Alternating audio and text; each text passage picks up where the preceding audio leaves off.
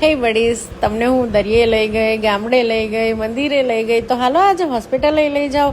તો અહીંયા હું બસ રેડી થઈ રહી છું. આ છે મારું OOTD અને હવે બસ હોસ્પિટલ જવા માટે હું નીકળી ગઈ છું. થોડુંક સજી સવરીને, હા ત્યાં જઈને તમારે યુનિફોર્મ જ પહેરવાનો છે, પણ સजना સવરના હમ લડકીઓ કઈ કામ હે. પછી હું ગિરનારને જોતા હોસ્પિટલ પહોંચી ગઈ અને થોડોક આઈફોન ફ્લેક્સ તો કરી લઉં ને ગાઈઝ, હવે લીધો છે તો.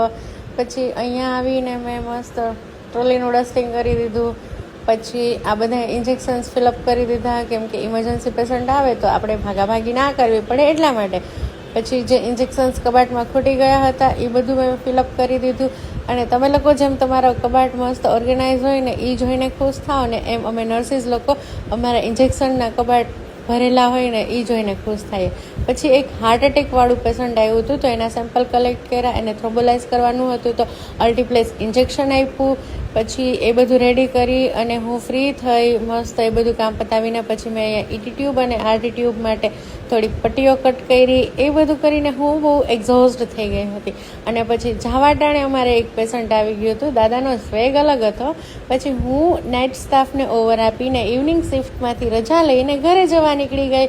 અહીં રામનવમીનું ડેકોરેશન થયેલું હતું, જેની રીલ્સ તમે